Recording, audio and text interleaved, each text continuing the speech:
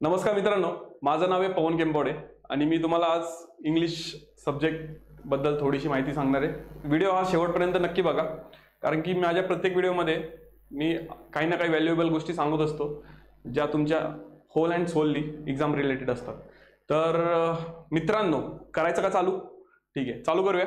बघा मित्रांनो, आजचा व्हिडिओ बनवण्यामागचं कारण असं आहे की बऱ्यापैकी आता 2023 मध्ये भरपूर एक्झाम्स होणार आहेत, ज्यामध्ये इंग्लिश हा सब्जेक्ट कॉमन असणार आहे आणि तो इंग्लिश हा सब्जेक्ट इंजिनिअरिंगची मुलं असतील, टेक्निकलची देणारी असतील किंवा सरळ सेवेची पोरं असतील किंवा डायरेक्ट रिक्रुटमेंटचा पर्टिक्युलरली अभ्यास करणारी काही पोरं असतील, तर या सगळ्या मुलांना इंग्लिश हा कॉमन सब्जेक्ट असा आहे की तो थोडासा त्रास देतो।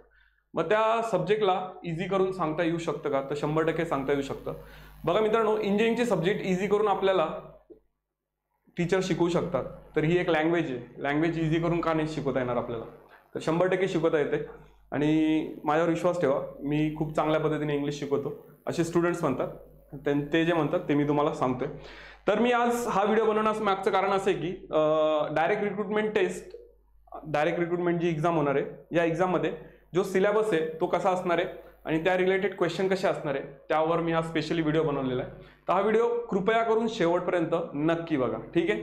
तर मित्रांनो, मी आता करतो चालू। काय करतो? चालू। तर आता इकडे मी लिहिलेलं आहे तलाठी 2023 इंग्लिश सिलेबस, पण हा जो कंप्लीट, हा जो इथून इथपर्यंत जे मी गोल करतोय, हा सिलेबस बऱ्याच एक्झामला कॉमन आहे, ठीक आहे? तर हा तलाठीसाठी तर आपल्याला घ्यायचाच आहे, नो डाऊट। तलाठीसाठी आपल्याला ह्याचा तलाठीचा सिलेबस तर हा आहेच आहे, पण प्लस त्यासोबत बऱ्याच टेक्निकलच्या एक्झाम ज्या होतात त्यामध्ये हा सिलेबस तुम्हाला कॉमन बघायला भेटतो, ठीक आहे? तर इंग्लिशचा सिलेबस मध्ये डायरेक्ट रिक्रुटमेंट ज्या एक्झाम होतात त्यामध्ये कॉमनली काय विचारलं जातं, तर वोकॅब्युलरी रिलेटेड क्वेश्चन्स असतात। वोकॅब्युलरी म्हणजे काय? तर नाऊन, प्रोनाऊन, ॲडजेक्टिव्ह हे नाही। नाऊन, प्रोनाऊन, ॲडजेक्टिव्ह हा ग्रामरचा पार्ट झाला। तर वोकॅब्युलरी मध्ये काय येतं? तर वोकॅब्युलरी मध्ये येतात शब्द, शब्दांचे अर्थ, मग त्यामध्ये one word substitution, idiom, phrases. मी त्यासाठी सेपरेट एक व्हिडिओ बनवलेला आहे, नुकताच आता नुकताच अपलोड केलेला आहे, तो एकदा बघून घ्या। त्यामध्ये मी कंप्लीट वोकॅब्युलरी बद्दल सांगितलेलं आहे। मग त्यामध्ये काय म्हणतात त्याला, one word substitution, root words, त्यानंतर इडियम फ्रेजेस, परत synonyms, antonyms, phrasal verbs, spelling mistakes, foreign words, हे सगळं त्यामध्ये मी एक्सप्लेन केलेले आहे, तर तो एक व्हिडिओ बघून घ्या। तर वोकॅब्युलरीमध्ये आपल्याला त्या सगळ्यांचा अभ्यास करायचा आहे। नेक्स्ट आहे सिनॉनिम्स, अँटॉनिम्स, समानार्थी शब्द, विरुद्धार्थी शब्द, त्यानंतर प्रोवर्ब्स, मनी। त्यानंतर त्यांनी सिलेबसमध्ये असं मेन्शन केले की tense and kinds of tenses, म्हणजे काइंड्स म्हणजे प्रकार, टेन्स काळ आणि काळाचे प्रकार। दुसरं केलेलं आहे क्वेश्चन टॅग आपल्याला शाळेमध्ये होतं, सेम त्याच पद्धतीचे, फक्त कॉम्पिटिटिव्ह एक्झामचं क्वेश्चन टॅग थोडंसं वेगळं पडतं, स्कूल लेवलचं नाहीये। Next, use proper form of वर्बचे फॉर्म आहेत, 5 फॉर्म आहेत वर्बचे, V1, V2, V3, V4 आणि V5। तर ते आपल्याला तुम्हाला व्यवस्थित समजलेत का आणि तुम्हाला ते यूज करता येतात का ते त्यांना बघायचं आहे, त्यामुळे त्यांनी हा एक पॉईंट टाकलेला आहे। त्यानंतर स्पॉट दी एरर, एक सेंटेन्स दिला असेल त्यामध्ये कुठेतरी चेंजेस केले असतील आणि तुम्हाला स्पॉट करायचे कुठे चेंजेस केलेले ते तुम्हाला तिथे बघायचे आहे। नेक्स्ट आहे रीडिंग कॉम्प्रिहेन्शन आपल्याला 8वी 9वी 10वी पासून माहिती आहे। एक पॅराग्राफ दिलेला असतो, त्याच्या खालती प्रश्न विचारलेले असतात आणि काही वेळा समानार्थी शब्द विचारतात, कधी कधी विरुद्धार्थी शब्द विचारतात, तो पार्ट एक रीडिंग कॉम्प्रिहेन्शन मध्ये येतो आणि उतार्यावरचे प्रश्न ते पण तुम्हाला तिकडे दिसतील। नेक्स्ट आहे स्पेलिंग रिलेटेड, म्हणजे स्पेलिंग दिला जातील आणि त्यातली करेक्ट कुठली आहे आणि इनकरेक्ट कुठली आहे ते तुम्हाला विचारलं जातं। त्यानंतर आहे सेंटेन्सेस, त्यानंतर स्ट्रक्चर, त्यानंतर वन वर्ड सबस्टिट्यूशन, त्यानंतर फ्रेजेस, ठीक आहे? तर हा तुमचा ओव्हरऑल कंप्लीट सिलेबस आहे। खूप सोपा सिलेबस आहे, बँकिंगच्या लेवलचा सिलेबस नाही आहे, थँक गॉड। तर हा सिलेबस इझिली 1-2 महिन्याच्या पिरियडमध्ये कव्हर होण्यासारखा आहे आणि प्लस आपले जे आता इथून पुढचे जे सिरीज चालू होणार आहेत किंवा माझे इथून पुढचे जे व्हिडिओज येणार आहेत त्या व्हिडिओमध्ये मी तुमच्यासोबत ज्या पण गोष्टी शेअर करेल त्या तुम्ही एका नोटबुकमध्ये राईट डाऊन करत चला आणि जेवढं होईल तेवढं प्रॉपर लिहिण्याचा प्रयत्न करा, कारण की हे सगळं मी एक्झाम ओरिएंटेड शिकवणार आहे। मी असं नाही करणार आहे की जस्ट कुठलं पण इकडे तिकडचं उचललं तुम्हाला एक्सप्लेन केलं, असं नाही। जे एक्झाममध्ये विचारतात त्याच बेसिसवर रिप्लिका, त्याच बेसिसवर क्वेश्चन्स, वोकॅब्युलरी, बाकीच्या गोष्टी त्या तशा घेऊन जाणार आहे। तर मेक शुअर दॅट इथून पुढे जे पण असणार आहे ते तुम्ही राईट डाऊन करणार आहे तुमच्या वहीमध्ये, ठीक आहे? आपण नेक्स्ट स्लाइडवर जाऊया। नेक्स्ट स्लाइड आपल्याला काय सांगते त्याआधी थोडासा फळा स्वच्छ करून घेतो मी, चला नेक्स्ट स्लाइड। बघा मित्रांनो, आपल्याला सिलेबसमध्ये बऱ्याच गोष्टी दिलेल्या आहेत, मग त्या गोष्टींचे प्रश्न कसे असतात, फॉर एक्झाम्पल टेन्सवरचे प्रश्न कसे असतात, त्यानंतर क्वेश्चन टॅगचे प्रश्न कसे असतात, त्यानंतर वर्बचा प्रॉपर यूज करता येतो की नाही ह्यावरचे क्वेश्चन कसे असतात, बरोबर? Use of form of spot the error, त्यानंतर स्पेलिंग मिस्टेक कसे असतात, वन वर्ड सबस्टिट्यूशन, या रिलेटेड काही गोष्टी आहेत ज्या मी तुम्हाला आता इकडे एक्सप्लेन करून सांगतो. आणि प्रश्न कसे असतात आणि किती सोप्या लेवलचे असतात ते एकदा बघून घ्या. ठीक आहे, आपण जाऊया नेक्स्ट स्लाइडवर. बघा मित्रांनो, इकडे प्रश्न दिलेला आहे तुम्हाला, तो दिलेला आहे स्पॉट दी एरर. तुम्हाला इथे काय करायचंय, एरर फाइंड आउट करायचंय. जिथे एरर असेल तिथे तुम्हाला सांगायचंय कुठे एरर आहे. तर बघा मित्रांनो, एकदम बेसिक लेवलला जाऊन सांगतो तुम्हाला कसे प्रश्न असतात आणि कसे सॉल्व्ह करायचे. पहिला प्रश्न दिलेला आहे व्हॉट इज युअर नेम. सगळ्यात पहिला व्हॉट इज युअर नेम. हा जो हे जे वाक्य आहे, हे वाक्याला शेवटी त्यांनी दिलाय फुल स्टॉप. तर बघा मित्रांनो, इंग्लिशमध्ये दोन प्रकारचे सेंटेन्स असतात. एक असतं सेंटेन्स, काय असतं एक सेंटेन्स, आणि दुसरा असतो क्वेश्चन. दुसरा काय असतो रे, क्वेश्चन. तर नेहमी लक्षात ठेवा, सेंटेन्स जो पण असतो त्याच्या शेवटी त्याची रचना कशी असते, पहिला सब्जेक्ट येतो, मग वर्ब येतो आणि शेवटी येतो फुल स्टॉप.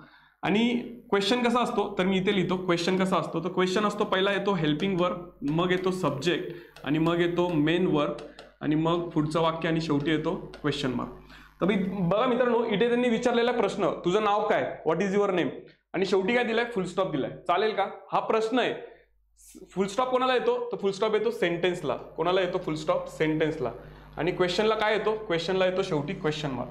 तर इथे क्वेश्चन मार्क पाहिजे होता, त्यांनी क्वेश्चन मार्क दिलेला नाही. तर या वाक्यात एरर कुठे आली, तर इकडे.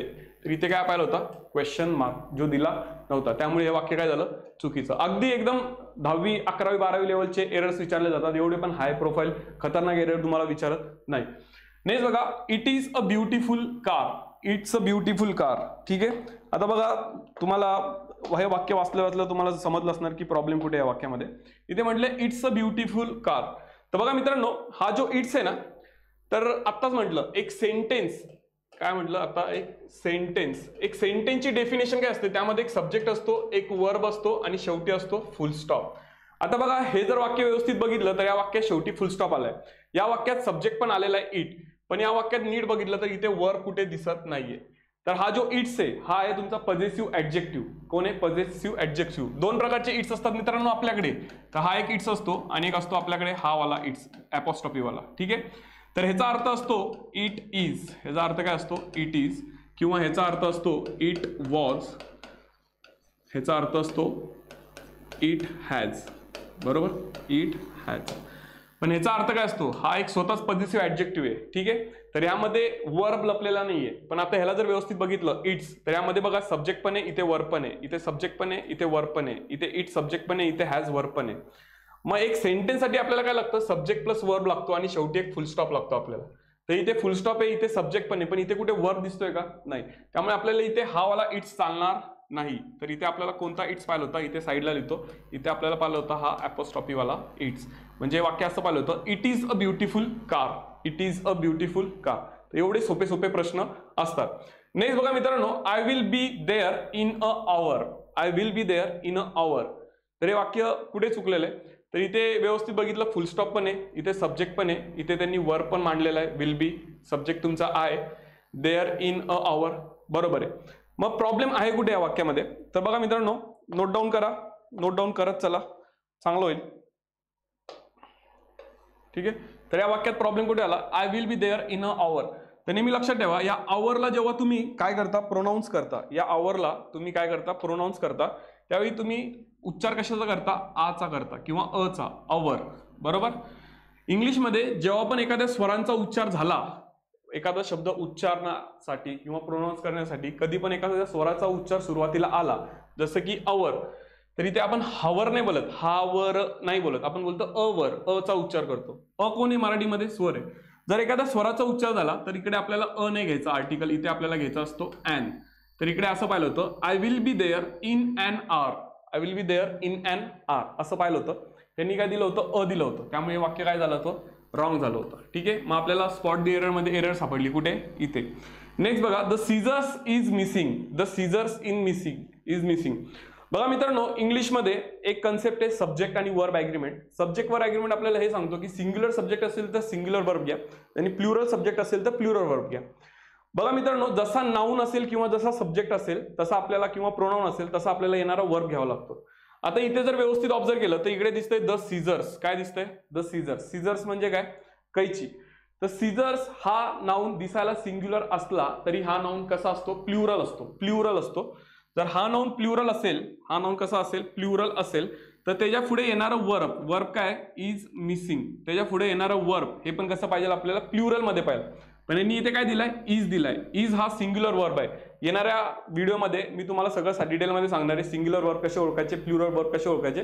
पण तत्पूर्वी एक ओव्हरऑल एक्झामचा ओव्हरव्ह्यू कसा असतो, कसे प्रश्न असतात ते तुम्हाला दाखवण्यासाठी काही प्रश्न मी इथे घेतलेले आहेत आणि तुम्हाला वरवर एक्सप्लेन करतोय. येणाऱ्या युट्यूबच्या सिरीजमध्ये तुम्हाला सगळं मी डिटेलमध्ये एकदम काय म्हणतात त्याला एकदम काय खोलात जाऊन शिकवतो. टेन्शन घेऊ नका. फक्त सध्या क्वेश्चन पॅटर्न कसा असतो, कोणत्या लेवलला जाऊन प्रश्न विचारतात ते फक्त बघून घ्या. तर there the scissors is missing, तर सीझर्स हा प्लुरल नाउन आहे आणि इज हा सिंग्युलर वर्ब आहे. तर आपल्याला सब्जेक्ट वर्ब सांगतो की सब्जेक्ट जर प्लुरल असेल तर येणारा वर्ब पण कसा पाहिजे प्लुरल पाहिजे.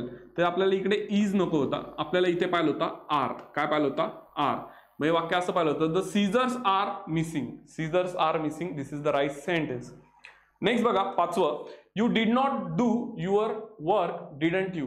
ठीक आहे, हा प्रश्न क्वेश्चन टॅगशी रिलेटेड आहे कारण की इकडे बघा कॉमा आलाय आणि शेवटी इकडे एक क्वेश्चन टॅग तयार केलेला आहे आणि शेवटी क्वेश्चन मार्क लावलेला आहे. तर क्वेश्चन टॅग काय सांगतो आपल्याला, जर तुमचं सेंटेन्स निगेटिव्ह असेल त्यावेळी तुम्ही क्वेश्चन टॅग करायचा पॉझिटिव्ह आणि तुमचं सेंटेन्स पॉझिटिव्ह असेल त्यावेळी तुम्ही क्वेश्चन टॅग करायचा निगेटिव्ह.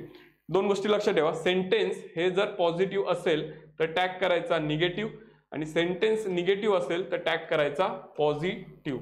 आता हे जर सेंटेन्स व्यवस्थित ऑब्झर्व केलं मित्रांनो, हे सेंटेन्स बघा, सेंटेन्स कुठे you did not do your work. आता हे सेंटेन्स निगेटिव्ह सेंटेन्स आहे. मी कसं ओळखलं तर या सेंटेन्स मध्ये बघा नॉट आलेला आहे, दिसतोय का हा not.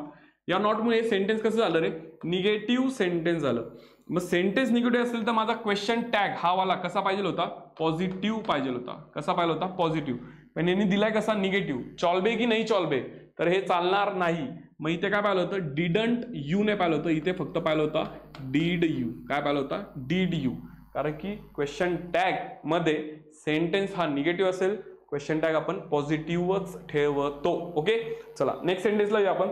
The price of living is very high in Japan. या भाऊला म्हणायचंय की जपानमध्ये लिव्हिंग म्हणजे जगण्यासाठी ज्या आपण गोष्टी लागतात आपल्याला ज्या रोजच्या दिवसभरातल्या त्याची प्राइस खूप हाय आहे असं या भाऊला म्हणायचंय. The price of living is very high in Japan. तर लक्षात ठेवा प्राइस नसतं तर ते असतं कॉस्ट असतं. प्राइस नसतं काय असतं कॉस्ट असतं.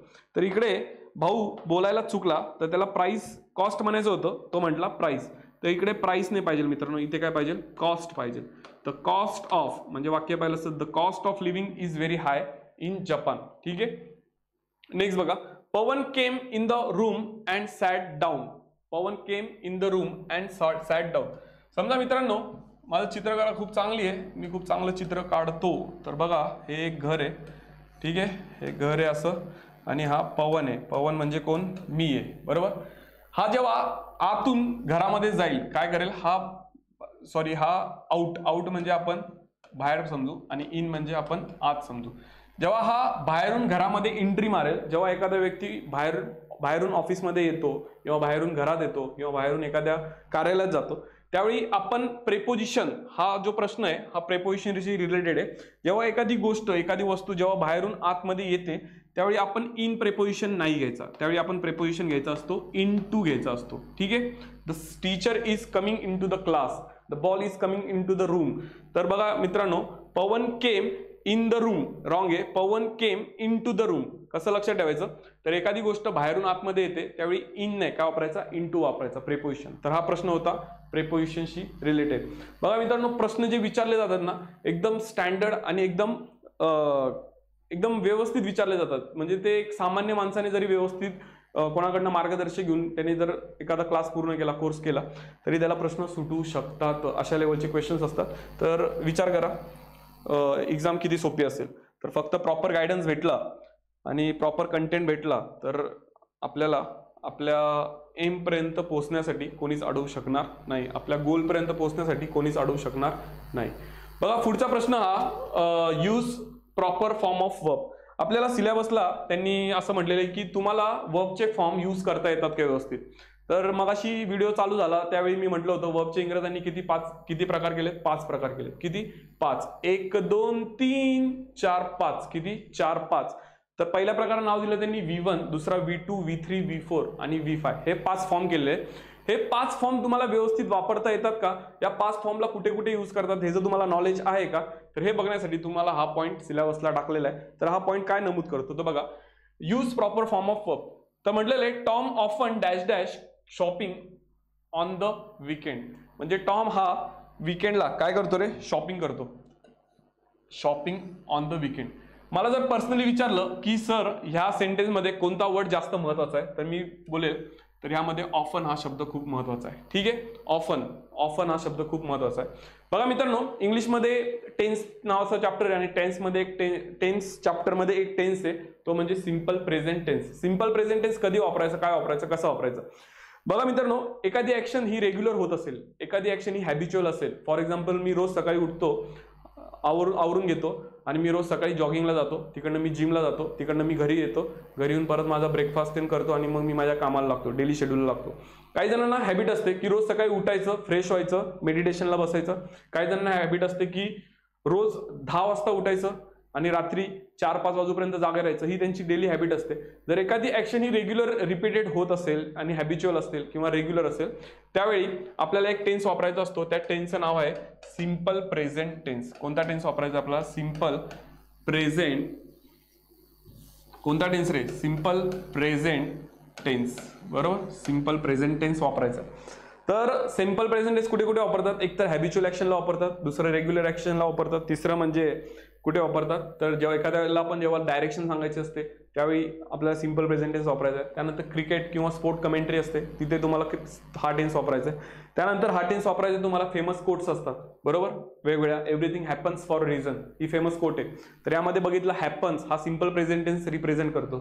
तर अशा काही गोष्टी आहेत, अशा काही कन्सेप्ट आहेत, ट्रिक्स आहेत, ज्या तुम्हाला येणाऱ्या व्हिडिओमध्ये मी सांगतो. तिथे आपल्याला कोणता टेन्स वापरायचा आहे, सिंपल प्रेझेंट टेन्स वापरायचा आहे. आणि मला ही गोष्ट रेग्युलर होते कोणत्या शब्दावरनं कळलं, ऑफनवरनं कळलं. म्हणजे इथे मला वापरायचं आहे सिंपल प्रेझेंट टेन्स. मग ऑप्शनमध्ये मी फक्त एवढं बघणार, सिंपल प्रेझेंट टेन्स कोण कोण दाखवतात. सिंपल प्रेझेंट टेन्स दाखवतो गो ऑब्लिक गोज, हे दोघे दाखवतात. बी सिंपल पास्ट टेन्स दाखवतो आणि हा कंटिन्युअस टेन्स आहे, गोईंग, बरोबर. तो हा V4 आहे आणि हा V2 आहे. तर हा कोण आहे, V1 आहे आणि हा कोण आहे, V5. Simple present tense 2 tense दाखवतात, एक V1 आणि एक V5 दाखवतो. मग अशी मागच्या एका प्रश्नामध्ये मी मेन्शन केलं की आपल्याला इंग्लिशमध्ये एक टॉपिक आहे सब्जेक्ट आणि वर्ब ॲग्रीमेंट, ज्यामध्ये सब्जेक्ट सिंग्युलर असेल तर आपल्याला वर्ब सिंग्युलर घ्यायचा आहे, सब्जेक्ट प्लुरल असेल तर आपल्याला वर्ब प्लुरल घ्यायचा आहे.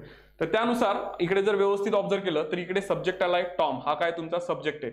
आणि टॉम हा सब्जेक्ट कसा आहे, सिंग्युलर सब्जेक्ट आहे, एकवचनी सब्जेक्ट आहे. जर हा सिंग्युलर असेल तर याच्या पुढे येणारा वर्ब पण आपल्याला कसा ठेवायचा आहे, सिंग्युलर ठेवायचा आहे. तर ह्या दोघांमध्ये सिंग्युलर वर्ब कोण आहे, तर सिंग्युलर वर्ब आहे D is the right answer. इथे पाहिलं होतं गोज पाहिलं होतं. ठीक आहे, मग Tom often goes shopping on the weekend हे राईट आन्सर आहे. तर एवढ्या बेसिक लेवलला जाऊन अभ्यास केला तर असे प्रश्न जाता जाता सुटतात. कसे सुटतात, जाता जाता सुटतात. ठीक आहे, आता आपल्या लाईफमध्ये आपण बऱ्याच गोष्टी अशा डीप लेवलला केलेल्या आहेत की ज्याच्यासमोर हा अभ्यास काहीच नाही. ठीक आहे, तर येणाऱ्या व्हिडिओमध्ये त्या गोष्टींबद्दल बोलू आपण. चला नेक्स्ट पॉइंट. हा सेम प्रश्न त्याच पॅटर्नशी रिलेटेड आहे. तुम्हाला प्रॉपर वर्ब फॉर्म यूज करता येतो की नाही त्याशी. तर बघा, they dash on the project at the moment. They dash on the project at the moment. आता मला विचारलं ह्या सेंटेन्समध्ये सगळ्यात महत्त्वाचं वाक्य कुठलं आहे, तर हे वाक्य at the moment. At the moment म्हणजे ह्या क्षणी म्हणजे प्रेझेंटमध्ये. मग एक गोष्ट लक्षात ठेवायची की आपल्याला वर्ब कोणता यूज करायचा आहे, प्रेझेंटचा यूज करायचा आहे. ठीक आहे, आता एवढंच बघा, प्रेझेंटचे वर्ब कुठले कुठले. तर प्रेझेंटचा वर्ब हा एक आहे, प्रेझेंटचा वर्ब हा एक आहे आणि प्रेझेंटचा वर्ब हा आहे. कारण की इज, आर आणि एम प्रेझेंटमध्ये वापरतो. आणि हा जो वॉज आहे हा येणार नाही, कारण की वॉज कुठे वापरतो आपण, पास्टमध्ये. तर आपला एक ऑप्शन इकडेच इलिमिनेट झाला. आता बघा, फक्त इज घ्यायचा का आर घ्यायचा का एम घ्यायचा. तर मगाशी सांगितल्यानुसार सब्जेक्टवर ॲग्रीमेंट सांगतो आपल्याला. सिंग्युलर सब्जेक्ट असेल तर सिंग्युलर वर्ब, प्लुरल सब्जेक्ट असेल तर प्लुरल वर्ब. तर इथे सब्जेक्ट जो आलेला आहे दे आलेला आहे, दे आपण प्लुरल कन्सिडर करतो नेहमी, प्लुरल असतो. जर सब्जेक्ट प्लुरल असेल तर इथे येणारा वर्ब पण कसा पाहिजे आपल्याला, प्लुरल पाहिजे. मग एवढंच बघा, ह्या चारही ऑप्शनमध्ये प्लुरल वर्ब कोणता आहे, तर इज हा सिंग्युलर वर्ब आहे, एम हा सिंग्युलर वर्ब आहे आणि आर हा प्लुरल वर्ब आहे. मग करेक्ट आन्सर काय येणार तुमचं, सी. मग इथे पाहिलं होतं दे आर, काय पाहिलं होतं, दे आर.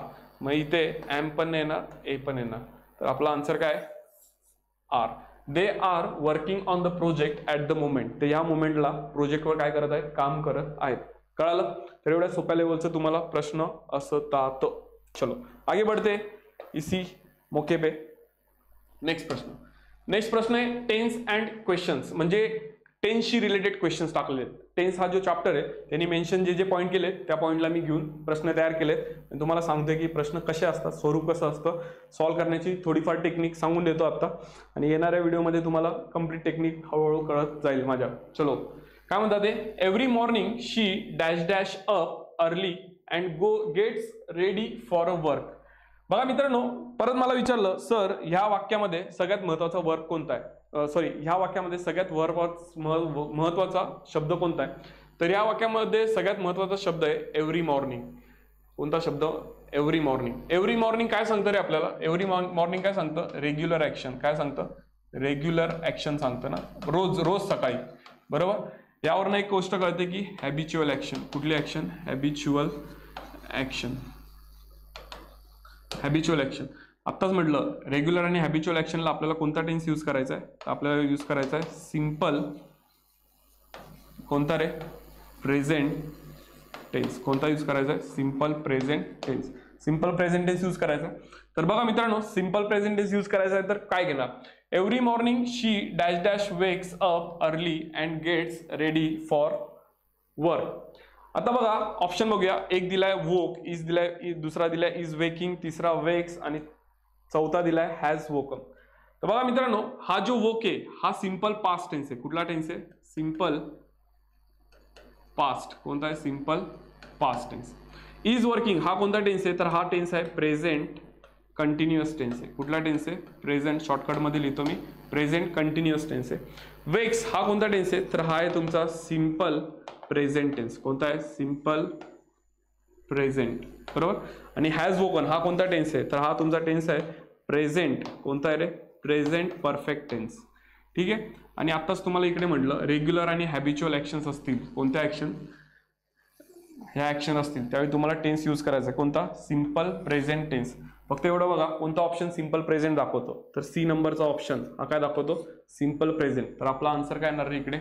वेक्स. काय पाहिलं इकडे आपल्याला? वेक्स. मग वाक्य बरोबर येणार, every morning she wakes up early and gets ready for work. ठीक आहे. तर अशा पद्धतीने हे क्वेश्चन सॉल्व्ह करायचे असतात. ठीक आहे. हळूहळू तुम्ही पण डेव्हलप होत जाणार. फक्त मला फॉलो करा, मी सांगतो त्या गोष्टी कळत राहा. रिझल्ट तुमचाच आहे, कुठे जाणार नाही. चला जाऊया next. The moon dash dash around the अर्थ. The moon dash dash around the अर्थ असा प्रश्न दिलेला आहे. तर सगळ्यात पहिला हा प्रश्न बघितला हा प्रश्न मला लक्षात आला की हा सायन्सशी रिलेटेड प्रश्न, सायंटिफिक. ठीक आहे. सायन्सशी रिलेटेड प्रश्न. तर आणि एक युनिव्हर्सल गोष्टींशी रिलेटेड प्रश्न. युनिव्हर्सल थिंग्स म्हणजे काय? जर युनिव्हर्सल थिंग्स म्हणजे वरती मान केली अशी आकाशात बघितलं तर मला आकाशात जे काही दिसतं त्या सगळ्यांना मी म्हणणार कोणता? त्या सगळ्यांना मी म्हणणार युनिव्हर्सल थिंग. तर हा प्रश्न कशाशी रिलेटेड आहे? युनिव्हर्सल थिंगशी रिलेटेड आहे. मग हा जर युनिव्हर्सल थिंगशी रिलेटेड आहे तर ह्याचं कसं सॉल्व्ह करायचं आणि काय करायचं? तर बघा मित्रांनो, मगाशी सांगितलं हॅबिच्युअल ऍक्शन, रेग्युलर ऍक्शन, त्याच पद्धतीने युनिव्हर्सल थिंग. कोणत्या थिंग रे? Universal things. युनिव्हर्सल थिंग्स ज्या पण आहेत त्या युनिव्हर्सल थिंग्ससाठी तुम्हाला कोणता टेन्स वापरायचा आहे? सेम एक टेन्स ज्याचं नाव आहे सिंपल प्रेझेंट टेन्स. कोणता tense? Simple present tense. Simple present tense. Simple present tense मध्ये दोन वर्ब येतात, एक येतो V1, दुसरा येतो V5. फक्त एवढं ऑब्झर्व करा की कोणता टेन्स हा सिंपल प्रेझेंट टेन्स टाकतो. तर याला बघा शेवटी ईडी लागलेला आहे, रिवॉल्ड म्हटलेलं आहे. रिवॉल्ड म्हटलं की समजायचं हा टेन्स कुठला आहे? पास्ट टेन्स आहे.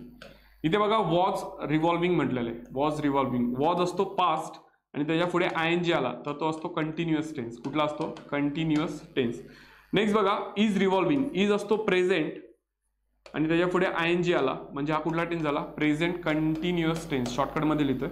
नेक्स्ट बघा रिव्हॉल्व्स आला. रिव्हॉल्व्स कोणता टेन्स दाखवतो आपल्याला?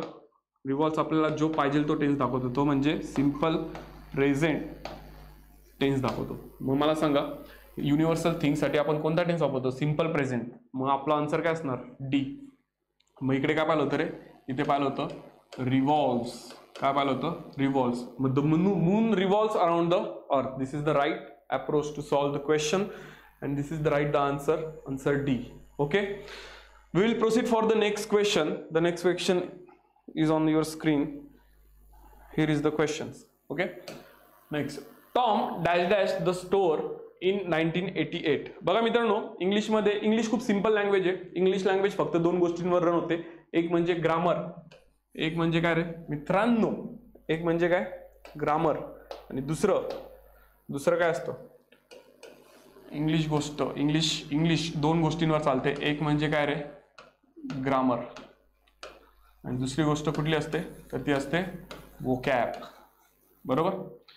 तर ग्रामर, वोकॅब, आणि तिसरी गोष्ट रीडिंग केल्याशिवाय आपल्याला ग्रामर पण नाही येणार आणि आपल्याला काय नाही येणार, वोकॅब पण नाही येणार. तर या तीन गोष्टी व्यवस्थित करायच्या, ऑटोमॅटिकली इंग्लिश लँग्वेजवर कमांड येऊन जाते. आता आपल्याला हा प्रश्न सॉल्व्ह करायचा आहे. Tom dash dash the store in 1988. Oh my God, कुठे गेलं? हा, इथे आलं. तर आपल्याला हा प्रश्न सॉल्व्ह करायचा आहे मित्रांनो. तर प्रश्न सॉल्व्ह करण्याचा अप्रोच कसा आहे बघून घ्या. तर बघा मित्रांनो, इंग्लिशमध्ये एक गोष्ट आहे, जी गोष्ट हे सांगते आपल्याला की तुमचा टाइम जर पास्ट असेल तर तुमचा वर्ब म्हणजे क्रियापद पण कुठलं ठेवायचं, पास्ट मध्ये ठेवायचं. टाइम पास्ट असेल तर वर्ब पण काय ठेवायचा, पास्ट ठेवायचा. आता हे वाक्य वाचल्यानंतर मला एक गोष्ट कळाली की ही गोष्ट 1988 साली घडली, आणि आजची तारीख किती आहे, आज टुडे. आजची तारीख काय रे, आजचा वर्ष आहे 2022. 2022च्या मानाने 1988 कसं आहे रे, पास्ट आहे. मग तुमचा टाइम पास्ट असेल तर तुमचा इकडचा वर्ब पण कसा पाहिजे आपल्याला, पास्ट पाहिजे. मग एवढंच बघा की कोणता वर्ब हा पास्ट टेन्स दाखवतो, कोणता वर्ब हा पास्ट टेन्स दाखवतो, सिंपल पास्ट दाखवतो. तर व्यवस्थित ऑब्झर्व केलं तर इकडे दिलाय ओपन, इकडे दिलाय ओपन्स, इकडे दिलाय हॅज ओपन, इकडे दिलाय ओपन. ओपन कोणता टेन्स आहे, ओपन आपल्याला दाखवतो प्रेझेंट टेन्स. कोणता, प्रेझेंट. ओपन दाखवतो आपल्याला present tense, simple present tense. Has open हा आपल्याला दाखवतो प्रेझेंट परफेक्ट टेन्स. कोणता दाखवतो, प्रेझेंट परफेक्ट टेन्स. ठीक आहे. आणि हा ओपन बघितला त्याला शेवटी ईडी लागलेला आहे, तर हा असतो सिंपल, कोणता असतो रे, सिंपल पास्ट टेन्स. बरोबर. मग आपल्याला काय पाहिजे इकडे, टाइम पास्ट असेल तर वर्ब पण पास्ट पाहिजे. तर answer D is the right answer. इथे आपल्याला पाहिले ओपन्ड, काय पाहिले रे, ओपन्ड. कळलं का? तर एवढा साधा आणि सरळ अप्रोच असतो हा. अप्रोच असा जसा साधा सरळ अप्रोच आहे, असाच अप्रोच पूर्ण इंग्लिश ग्रामर आणि इंग्लिश सिलेबसमध्ये, वोकॅब्लरीमध्ये असतो. फक्त प्रॉब्लेम असा आहे की आपण त्या इंग्लिशच्या ॲटमॉस्फिअरमध्ये राहिलेलो नसतो, आणि आपल्या आजूबाजूती इंग्लिश बोलणारे जास्त कोण नसतात, त्यामुळे आपण या लँग्वेजपासून थोडं लांब सरकतो. आणि प्रॉब्लेम असं झालं की आता सिलेबसला इंग्लिश आलेलं आहे, त्यामुळे आपल्याला याचा अभ्यास करणं, म्हणजे आता याचा आपल्याला अभ्यास करावाच लागणार आहे. तर ट्राय करा की इंग्लिशचं ॲटमॉस्फिअर जास्त तुम्हाला भेटेल. आणि जर इंग्लिशचं ॲटमॉस्फिअर भेटत नसेल तर ॲटमॉस्फिअर तुम्ही क्रिएट करा. ॲटमॉस्फिअर क्रिएट कसं करणार मित्रांनो, तर लक्षात ठेवा इंग्लिश लँग्वेज आपल्या बॉडीमध्ये येते, एंटर करते दोन पद्धतीने, एक म्हणजे डोळ्याने आणि दुसरं म्हणजे कानाने.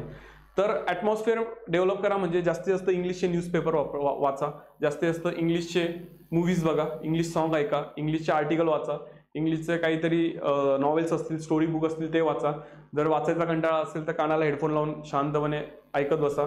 एखादं गाणं असेल, एखादं ऑडिओ बुक असेल इंग्लिशचं ते ऐका, जेणेकरून इंग्लिशचे जास्त वर्ड्स तुमच्या आणि स्ट्रक्चर तुमच्या कानाद्वारे तुमच्या ब्रेनमध्ये स्टोअर होतील, आणि तुम्हाला जास्तीत जास्त ही लँग्वेजचं जे ॲटमॉस्फिअर हवं आहे ते भेटून जाईल. ठीक आहे. चला वळूया आपण आपल्या पुढच्या प्रश्नाकडे. पुढचा प्रश्न आपल्याला दाखवतोय identify the type of tenses. Identify the type of tenses. या प्रश्नामध्ये आपल्याला एक वाक्य दिलं जाईल आणि त्या वाक्यामध्ये एक वर्ब दिला जाईल, आणि त्या वर्बकडे बघून आपल्याला सांगायचं वाक्याचा काळ कोणता आहे, वाक्याचा टेन्स कोणता आहे. बघा मग ते मित्रांनो, पूर्ण इंग्लिश लँग्वेजमध्ये फक्त वर्ब हा एक चॅप्टर असा आहे की जो आपल्याला सांगू शकतो की वाक्याचा काळ कोणता आहे. बाकी या मी सगळ्यात पहिल्या वाक्याचा वर्ब साईडला करतो. वाक्याचा वर्ब आहे मित्रांनो, वाक्याचा वर्ब आहे हा वाला, कुठला, विल टीचिंग पर्यंत. हा पूर्ण वाक्याचा वर्ब आहे. ह्या वाक्यात किती वर्ब आलेत बघा, 1 2 3 4, हा पूर्ण वर्ब आहे. तर इंग्लिशमध्ये फक्त वर्ब हा एक टॉपिक असा आहे, हा पार्ट्स ऑफ स्पीच असा आहे की ज्याच्याकडेच फक्त दम आहे, जो आपल्याला सांगू शकतो की वाक्याचा टेन्स कोणता आहे. बाकी हे जे दिसतात 12 इयर्स, नेक्स्ट मंथ, फॉर, पवन, हे आपल्याला वाक्याचा काळ सांगत नाही. बरोबर. फक्त वाक्याचा काळ कोण सांगणार आपल्याला, वर्ब. वाक्याचा वर्ब काय रे, विल हॅव बीन टीचिंग. तर बघा मित्रांनो, विल हॅव कधी पण दिसलं तर त्याला फ्युचर म्हणायचं. काय म्हणायचं, फ्युचर. कधी पण तुम्हाला बीन दिसला की त्याला म्हणायचं परफेक्ट. काय म्हणायचं, परफेक्ट. आणि कधी पण तुम्हाला आयएनजी दिसला की त्याला म्हणायचं कंटिन्युअस. काय म्हणायचं, कंटिन्युअस. बघा कोणता टेन्स झाला, फ्युचर परफेक्ट कंटिन्युअस. ऑप्शनमध्ये बघा कुठे दिलाय, option number D, future perfect continuous tense. या वाक्याचा काळ कुठला झाला, future perfect continuous tense. Option D is the right answer. Okay, चला अशा पद्धतीने प्रश्न येणाऱ्या व्हिडिओमध्ये तुम्हाला मी सांगेनच टेन्स कसे ओळखायचे, त्याचं टेन्शन घेऊ नका तुम्ही. फक्त अप्रोच बघा, प्रश्नाचं स्वरूप बघा कसं असतं आणि मी कसं सॉल्व्ह करतोय. ठीक आहे, मला जमू शकतं तर 200%, 200 ने 2000% तुम्हाला पण जमू शकतं. ठीक आहे, चला. Choose the correct spelling of the missing words in each sentence. हा प्रश्न स्पेलिंग करेक्शन मिसस्पेल्ड वर्डशी रिलेटेड आहे. ठीक आहे, तुम्हाला दोन वर्ड दिलेले आहेत, एक दिलाय अक्रॉस, अक्रॉस. तुम्हाला या दोघांपैकी जो करेक्ट असेल, जो काय असेल रे मित्रांनो, करेक्ट असेल तो वर्ड इथे पुट करायचा. ठीक आहे, करेक्ट स्पेलिंगचा जो वर्ड आहे तो आपल्याला इथे पुट करायचा आहे. तर दोन वर्ड दिलेत, एक अक्रॉस दिलाय आणि एक दिलाय अक्रॉस. त्यांना आपल्याला बघितल्या कळालं असेल, अक्रॉस मध्ये आतापर्यंत आपण कधी डबल सी बघितलाय का, तर नाही. तर हे आन्सर नाही ना, अक्रॉस मध्ये एकच सी असतो, यांनी डबल सी घेतले, तर आन्सर काय असणार आपलं ACROSS. तर इकडे काय पाहिजे, ACROSS, अक्रॉस. मग वाक्य काय ना, be careful Wien you walk across the road. रस्त्याने जात असताना कसं राहायचं, काळजीपूर्वक राहायचं. ओके, चला जाऊया next.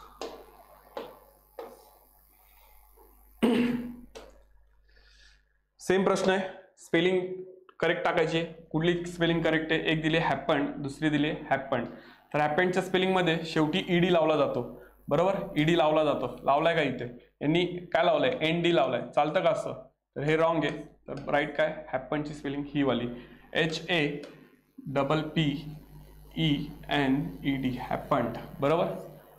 Y are you crying, what happened, काय, का तू रडतोयस, काय झालं होतं तुला, काय झालं तुला, बरोबर. चला, तर हॅपनची स्पेलिंग ही ए वाली बरोबर आहे, बी रॉंग आहे. वळूया नेक्स्ट प्रश्नाकडे. नेक्स्ट प्रश्न सेम स्पेलिंग रिलेटेड आहे. Which is the correct spelling. ठीक आहे, तुम्हाला एकच शब्दाच्या 4 स्पेलिंग दिलेल्या आहे, एक पॅरलल, पॅरलल, पॅरलल, पॅरलल. तुम्हाला या 4 ऑप्शन मध्ये कुठली स्पेलिंग ही बरोबर आहे ही तुम्हाला ओळखायची आहे. तर ट्राय करा, एक 15 सेकंद तुम्हाला देतो मी, ट्राय करा कुठली बरोबर असेल, मग मी तुम्हाला सांगतोच.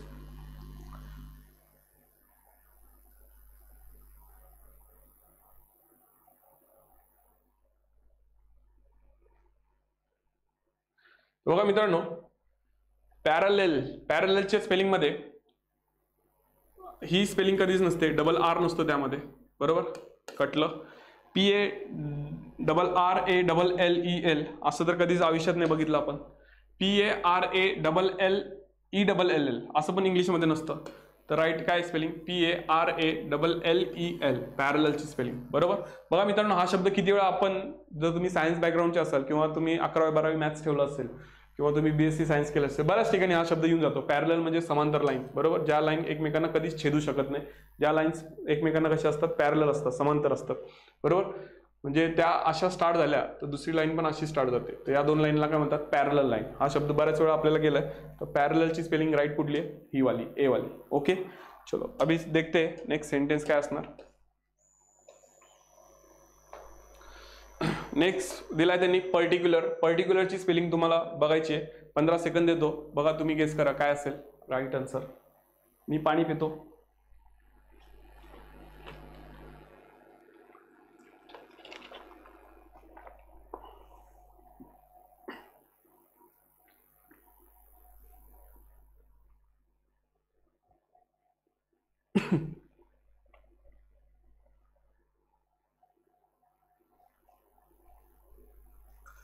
चला 15 सेकंद देतो मी तुम्हाला, ट्राय करा पर्टिक्युलरची स्पेलिंग काय असू शकते. पर्टिक्युलरली, तर बघा पर्टिक्युलरच्या स्पेलिंग मध्ये डबल एल येणार नाही आणि पर्टिक्युलर असं येणार नाही, हे रॉंग आहे. हे झालं प्रॅटिक्युलर, पर्टिक्युलर म्हणतो आपण, हे प्रॅटिक्युलर झालं, आर पहिला आला, ए नंतर आला, हे पण रॉंग आहे. इथे म्हटलंय पॅटिक्युलरली, बरोबर. इथे म्हटलंय पर्टिक्युलरली, डबल एल घेतलाय, रॉंग झालं. इथे म्हणते प्रॅटिक्युलरली, हे रॉंग आहे. इथे म्हटलंय पॅटिक्युलरली, चालेल का, नाही. इथे म्हटले पर्टिक्युलरली, एक एल असतो. तर राईट आन्सर काय असणार तुमचं, ए वालं. तर पर्टिक्युलरच्या स्पेलिंग मध्ये काय असतं PARTICULARLY. बघा मित्रांनो, ह्या ज्या काही टेक्निक्स असतात स्पेलिंग करेक्शनच्या, जेव्हा आपण बघतो त्याच्या काही टेक्निक्स असतात, ते तुम्हाला येणाऱ्या व्हिडिओमध्ये मी सांगतो. आता आपल्याकडे तेवढा टाईम नाही ह्या गोष्टी आपण शेअर करू शकतो इकडे अशा. तर हे ज्या काही टेक्निक्स असतात त्या तुम्हाला येणाऱ्या व्हिडिओमध्ये मी नक्की सांगेन, डोंट वरी. ठीक आहे, त्यावेळी आपण एवढेच प्रश्न होते आपल्याकडे. ठीक आहे, तर हे असं आपल्या प्रश्नांचं स्वरूप होतं मित्रांनो. आणि एकच मिनिट. ओके, ठीक आहे, हे असं आपलं प्रश्नांचं स्वरूप असतं. बघा मित्रांनो, अशा पद्धतीने असे प्रश्न तुम्हाला एक्झाममध्ये विचारले जातात. यात अजून काही गोष्टी आपण रीडिंग कॉम्प्रिहेन्शनच्या घेतल्या नाहीत, कारण की आपल्याला हा व्हिडिओ एक अर्धा तासाचा आसपास बनवायचा होता. पण येणाऱ्या काळामध्ये रीडिंग कॉम्प्रिहेन्शनशी रिलेटेड काही गोष्टी घेतो. काही फिलर्स असतात, फिलर्स रिकाम्या जागा भरा इंग्लिशमध्ये, त्या रिलेटेड काही टेक्निक्स आणि काही क्वेश्चन्स असतात, ते येणाऱ्या लेक्चरमध्ये घेतो. ठीक आहे, इथून पुढे मी तुम्हाला या प्लॅटफॉर्मवर आपल्या डायरेक्ट रिक्रुटमेंट, हा जो म्हणजे रिक्रुटमेंटचा जे आपण व्हिडिओ बनवतोय, हा तुम्हाला इथून पुढे या प्लॅटफॉर्मवर भेटत जाईल यूट्यूबच्या. तर आपल्या चॅनलला नक्की शेअर करा, सबस्क्राईब करा आणि लाईक करा. आणि माझं नाव आहे पवन केंपवडे.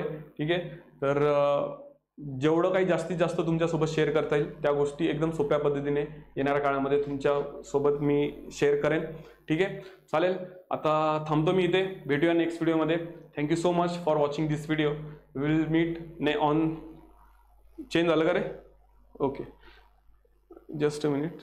आपण भेटू नक्कीच. Will meet on our next session. Till then, be happy and be careful, be safe. Thank you so much for watching the video. Bye, take care.